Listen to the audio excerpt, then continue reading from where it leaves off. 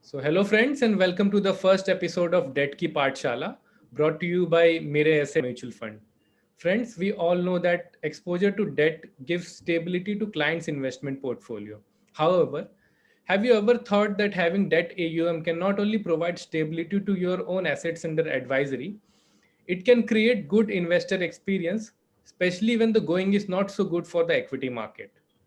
To give us more insights on debt funds, today we have with us Swaroop Mohanty, CEO, Mirae Asset Mutual Fund, and Mahendra Jaju, CIO, Fixed Income, Mirae Asset Mutual Fund. Welcome, Swaroop and Mahendra. Thank you, Nishan. Thank you for having us. Thank you. So, guys, I must tell you that both Swaroop and Mahendra have over 28 years of experience in wealth creation. so, so both are veterans, I can say. So let us start with Swaroop now. Swaroop, my first question is very close to distributor community. So based on my conversation with them, so many distributors shy away from debt funds. So there are two key reasons for that. Many MFDs feel that investors have adequate exposure to debt instruments through mandatory pension contribution and bank FDs. So, in such a scenario, why do you think that debt funds deserve a place in clients' portfolio? Nishant, at the outset, I agree that that was the situation till now. But you will also agree, and we have Mr. Jaju on the show also, that that will not be the thing in the future. We have already seen in the last few years the dismantling of the fixed income or the fixed return sort of regime across various vehicles that were available. So when we look at investing going forward, things will look very different. Like, there is no denying the fact that the larger pie of any investor still lies on the debt side of the portfolio, right? And so there were avenues available. Hence, this logic of not selling debt was true till now. But if one wants to practice it going forward, and then you want to reflect on that same investment horizon of the past, where certain fixed income, fixed return instruments are available, I can say that with data that the industry from a fixed income perspective or debt fund category perspective have given adequate returns according to the risk of the various categories, right?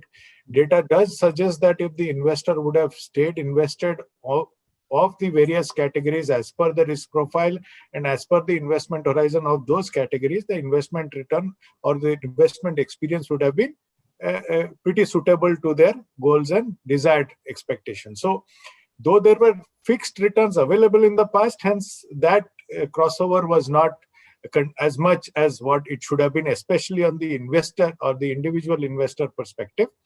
But right now, when you look at investing going forward, and when you look at the need for financial planning arising, and hence the need for asset allocation, and the decline of fixed return regime from various instruments that were available, it makes a very good case for all mutual fund distributors to practice allocation to debt in a far stronger manner than they've done in the past.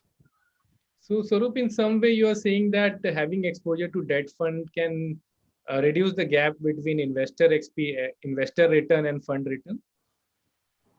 Yeah, see, you only said that this is a more predictable way of investing, and Mr. Jaju will second me when I say this, that if you compare debt to equity, this is a far less volatile asset class, and hence the journey of an investor can be more predicted. And you reflect that on building an AUM, you can have a far more predictable side of an AUM building in your overall corpus is a reality. Yes. So, Mahendra, my next question is for you. So, another key reason behind not selling, debt products is many MFDs find it difficult to understand debt products. So how can the industry make the debt fund narrative more simpler for investors and distributors? See, the investing in debt funds is rather straightforward and simple, but sometimes due to lack of awareness and most of the time because of lack of interest or enough due diligence, people find it is a little too complicated, which is not necessarily the correct situation. Broadly speaking, debt funds are in three categories. One is the very short term of the spectrum, where you have the funds like liquid fund, and the ultra short term, where the investors can park their short-term surplus which is there for a specific purpose, or the money which they don't want to touch. And then in the middle you have the funds like short duration fund and the savings fund, and at the longer end of the spectrum you have the bond funds and the banking PSU and the corporate bond fund. So typically investors who have long-term surplus, who have the ability or the risk profile to absorb some volatility, they are missing out a lot by being ultra conservative and by sticking to the conventional instruments like the bank fixed deposits, etc., which Swaroop sir also mentioned. So I think, and in the last couple of years, especially SEBI and the MP and other people in the industry have come out with a number of measures which have made evaluation of the debt funds very simple. So today you have the debt funds categorized. So each fund's risk profile and the investment pattern is easily understood, and the deviation from the guidelines is uh, pretty much limited. Then you have the riskometer, which the SEBI has recently started. It gives a good flavor of the risk composition of the fund. So I think compared to any time in the past, today the tools to analyze, evaluate, and make a good conclusion and recommendation are far more easily available and with reasonable amount of depth. I think the investor education and awareness effort that the SEBI, AMFI, and the fund houses have taken has been showing results. Uh, there are sporadic instances where there are pain points in some of the cases. In most of the cases, either it is the investor greed or the lack of adequate due diligence, which has resulted in some of those cases. But by and large, I think it's not as challenging as it is perceived to be. That's my considered opinion. Okay. Swaroop, you would like to add something to this?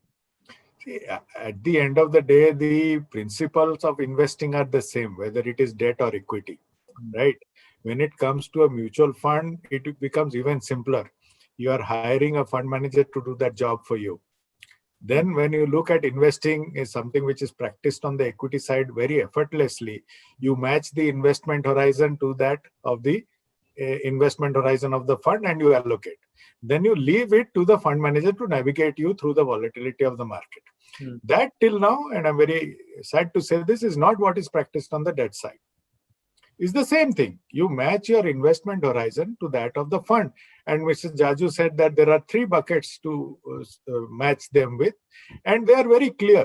Now, if your investment horizon is say 5 years, and you pick up one of those categories which are long funds on the debt side, then you leave it to the fund manager. Yes, your job is to pick a good asset manager.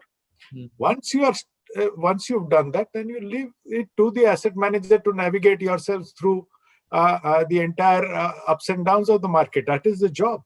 And it's not different whether it comes to debt or in equity. But I agree with you that till now, that is more practiced on the equity side. But I do believe going forward that it will start getting practiced on the debt side too equally well.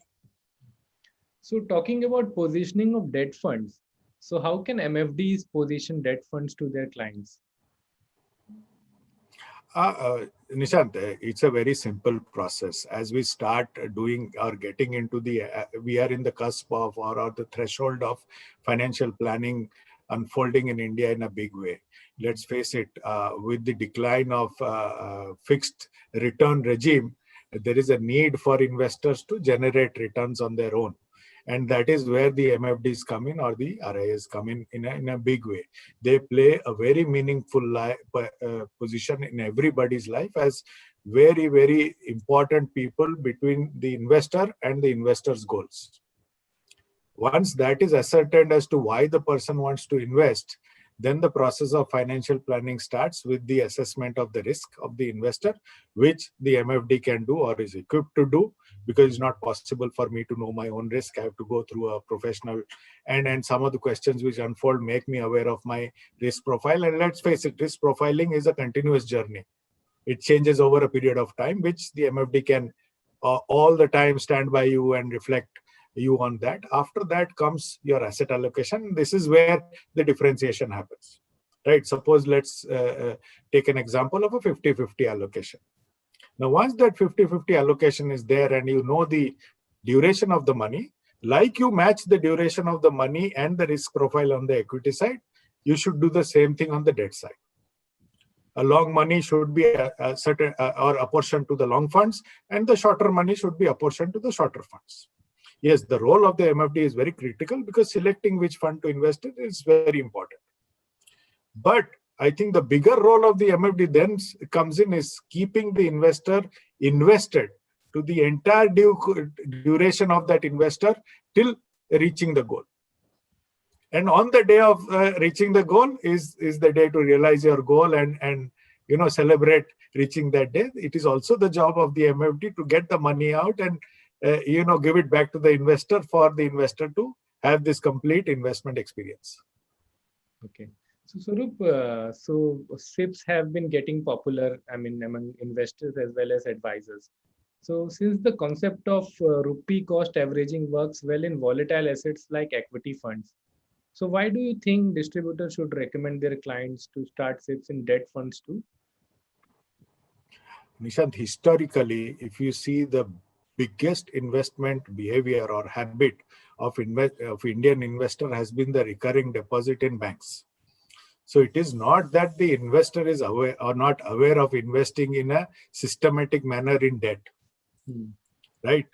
Now, if you look at the same investor experience in the relevant similar categories in funds, you will notice that past data suggests that the funds have always given better return than those returns that they have been generating. It is just shifting that experience, which is known to the bulk of Indian investors, into this category. And it's a process of benefiting. If there is rupee cost averaging due to volatility in the market, there is enough volatility on the debt side, right? The interest rate risks are there to be taken benefit of through the SIP route. There is also enough ups and downs in the market, and in SIP investing, the volatility is the best friend of the investor, right? So it's just shifting that here, which can yield some very good results both for the investor as well as the MFD. Building a far better sure shot AUM can easily be achieved through having a good SIP book in debt is my opinion, which can be practiced, I think, much easier than the equity has been practiced because of far more volatility there. Okay. So Mahendra, so my next question is to you on SIP itself. So we would like to understand the fund manager's view on what are the key benefits of doing SIP in debt funds, and which category of debt funds will you suggest for SIPs? Yes, Swaroop sir has already explained in detail as to how the SIPs are equally suitable for the debt funds. Now, there is a little bit of disconnect that we observe in terms of the interaction and feedback, that on the one hand, people consider debt funds to be highly volatile, and then they are still not convinced about the SIP in debt funds. SIP is a financial function. It is not a patent given to the equity funds. Any asset class which has a volatility where the prices move will benefit from the simple cost averaging function, as long as the end result is in a market level higher than the starting level. Now, obviously, in case of debt funds, the bond funds are the relatively higher volatility space compared to, say, a liquid fund or something. So you benefit by adopting the SIP mode of investing in the fund category, which is the most volatile, and therefore, logically speaking, the SIP is the most rewarding experience if people come to the bond or the longer duration segment of the debt fund. So in that category, you today have primarily three funds. One is the banking and PSU fund, the other is the corporate bond fund, and finally the dynamic bond fund. So I think these are the three debt funds which will give superior returns compared to a lump sum investment in case of an SIP mode of investing. Nishant, let me also add a little bit, because when you look at practicing asset allocation, again, let me get back that example. Suppose my asset allocation is 50-50, right? And I have an SIP of 10,000 rupees. Why should that 10,000 become the birthright of equity? Why can't asset allocation be practiced there? 5,000 in equity, 5,000 in debt, as a progression of the overall asset allocation of the plan.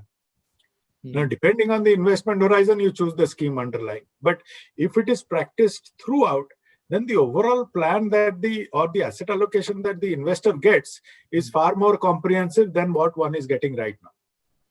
Right, absolutely. So Mahendra, just wanted to understand that there are 16 debt categories in the categories in the debt funds currently.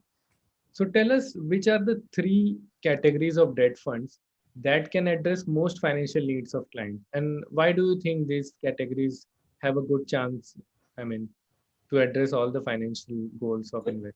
So let us first understand that there are 16 categories of the debt funds, not necessarily because each of them has a unique positioning or an a specific feature to offer, but there is a little bit of legacy issue because we had so many varieties of debt fund, and then when you start categorizing without taking a very extreme step of eliminating a few of them, so therefore we have 16 categories.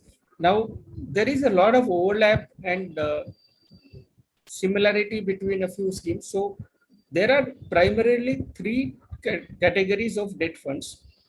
One is the short end of the spectrum, where you have schemes like the liquid fund, ultra short term fund, and the savings fund, which are primarily suitable for investors who have very short term surplus, where they do not want to take any capital risk and where they want the minimum volatility but still want a little higher return than comparable debt options. So there, these 3 schemes or these 3 categories fit in. Then in the middle segment, you have primarily short-term category where the duration range as per the SEBI guideline is between 1 to 3 years. Now, what does it imply in simple terms is that it gives you a fair participation in case of a big market rally, and in case of an adverse market, it gives you a relative downside protection. And then because it's a 2 to 3 year kind of an investment horizon, it gives you relative suitability or protection, because most of the investments in those schemes are, let's say, between 3 to 5 year maturity. So 3 year is typical interest rate cycle horizon. So even if there is a setback in the early part of the investment, by the end of 2.5, 3 years, most of it will flow back through the bonds maturing. So that category is suitable for people who are willing to look at debt funds for improving their return profile, but who do not want to participate in a very, uh, you know, aggressive way. And then you have the banking PSU fund, the corporate bond fund, and the dynamic bond fund, which typically represent the other spectrum of the debt funds. And then there are other schemes. So by and large, I think these are the 3 which are the more relevant one. In this, the investors get the full flavor of investing in fixed income, because these funds, first of all, the credit risk is a very significant risk in investing in debt. One credit accident can take away a lot of years of return. It can set back the investor by a huge margin. So these funds invest typically in high quality credits.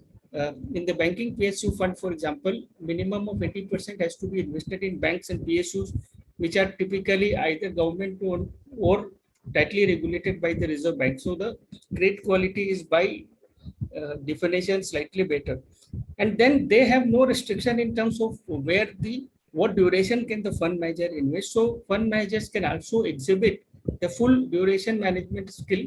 So therefore, they can benefit from the volatility. And typically, these schemes are recommended for longer investment horizon. So over a 3-year period, if the interest rate cycle is completed, then typically the investor comes to a point where the interest rates are at the low end of the rate cycle and therefore he benefits. So I think, just to summarize, 3 primary categories for the short term, medium term with investors who are a little hesitant, and finally the longer end of the spectrum with banking PSU, corporate bond, and dynamic bond fund being the primary representatives of that segment, where the investors in good markets can expect a double-digit return, because the benchmarks are all very publicly available information with a long history and track record. The second advantage of the ETFs is the relative liquidity, because it can be traded on the exchange and there are going to be market makers once the, so the investor can operate from a single platform. That is an advantage common to the ETFs. And then ETFs can be targeted. For example, you can have a 10-year benchmark government bond ETF, or you can have a ETF which is investing only in AAA PSU bonds. We have the Central PSE ETF, which is one of the very successful product and which is perhaps the sign of things to come. So I think the ETF clearly distinctly takes away the complication of investing in debt funds in terms of the investors having to choose the portfolios where there can be a large range of credits and the duration. In ETF, investor knows exactly what he's getting. So for investors who are very smart themselves or who have the ability to analyze, a regular debt fund will be more suitable. For investors who want to come into the debt space but still are not very sure about which fund to choose, for them the ETF is the perfect point to start. So Sarup, would you like to add something to this? And will the debt ETF would be liquid in India? I mean, what would be the liquidity concerns? See, as the market grows, and this is a factor of all global markets, the liquidity part gets addressed. If you look at it from a Mirae Asset perspective, if whenever we launch, the infrastructure will be in place, but this is a market factor, and it gets addressed once the industry falls into place, and that's just a matter of time.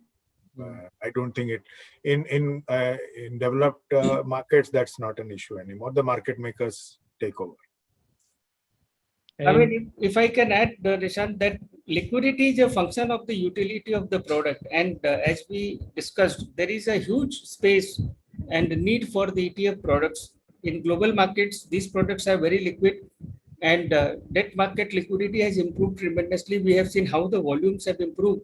Therefore, I think it is a question of putting the cart before the horse, because liquidity is a function of the market size. But the important point is that for each of the ETFs that is launched, a market maker has to be compulsorily appointed. So therefore, even though the debt ETFs by themselves may not be very liquid on the exchange, but the market makers have a commitment to give a price with a reasonable bid offer spread. So I think especially in case of ETF under the current guidelines, investors need not get too worked up about the liquidity aspect. Okay. So Sarup, my last question to you. So most debt funds have been delivering at par returns with bank FDs. So in such a scenario, why do you think distributors should continue to recommend debt funds to their clients? See, clearly, I think what we are referring to is a term which is now when you expand the horizon, and let's look at the past returns over any horizon, 3 year, 5 year, 7 year, 10 years. I think the fund managers or the active debt fund managers have delivered on each category as per the risk profile. What we have not done, and that's a reality, is stayed invested the entire course. You look at the last 10-year returns of any of the debt categories. If somebody would have told us 10 years ago this would be the projection, our investment behavior would have been very different. Is a fact. So that is the key learning, is to stay invested in each category. And what Jaju sir has been pointing out, every category comes with its own risk, and with the advent of the riskometer, the specific scheme risk is also documented. Like we have an NAV history, we have a riskometer history also, which can also be documented, which is a very powerful tool for investing. When you combine the two and stay invested with your fund manager, the experience can be very different from what it has been in the past. Please understand, post-categorization, as Judge Sir has been saying, the definition of schemes are now there, and these schemes cannot change as they were in the earlier market. There's a lot of change. So pick up the investment horizon of the investor, pick up a good asset manager or a good fund manager, and stay invested with the fund manager. It is a far surer part or a far predictable part of your portfolio. It is easier to create a good AUM and a good wallet share of investors, giving them far better or overall investment experience as per their total asset allocation. So in the selfish interest of everybody, whether it's the investor or the mutual fund distributor or us as an asset manager, it is always better to have a well-rounded portfolio, and that staying invested does, and it leads to better investment experience. And also, if I may add, Nishant, I think the whole surmise that the debt funds have given FD-like return is not supported by data. I would like to believe that debt funds have given far better return than the FD. I mean, if you just look at today's example, when the interest rates are at historic low, the liquid funds are still giving returns in the range of 3/4 to 3/2. And most of the cases, the bank savings account, which is the equivalent of the liquid fund in terms of the closest comparison, is somewhere close to 2.5. So you're almost getting 30% extra return. So I think that whole basis of assuming is perhaps not exactly, correct. I would like to believe that debt funds being the market-related product will always outperform a bank activity. So Mahendra, my last question to you is that apart from evaluating credit quality and duration, so what are the other things should MFDs keep in mind to select debt funds for their clients? Yeah, I think this is something which I think Swaroop sir has also emphasized so much, that when you are looking at the duration risk and the credit risk of the portfolio, you are just doing half the job, right? And I think you asked that question, how should MFDs position the debt funds to the investors? So missing part is just doing one side of the due diligence. And I think Swaroop sir very rightly pointed out the investor's risk profile has to be matched with the debt fund. So debt funds primarily have two risks, duration and credit risk. If you have done the due diligence on that, I think pretty much you are done as far as the investment part is concerned. The missing piece is the matching of the fund's risk profile with the investor's risk profile. Once that happens and the investor is committed to remain invested for the recommended investment horizon, much of this debate will settle, in my view. So with that, we have come to an end to this interesting session. Thank you so much, Swaroop and Mahendra, for your time and valuable inputs. Thank you so much for inviting us today. Thank you so much, Nishant, for doing this for us. Really appreciate it. Thank you. Thank you so much, all of you friends. Thank you for watching.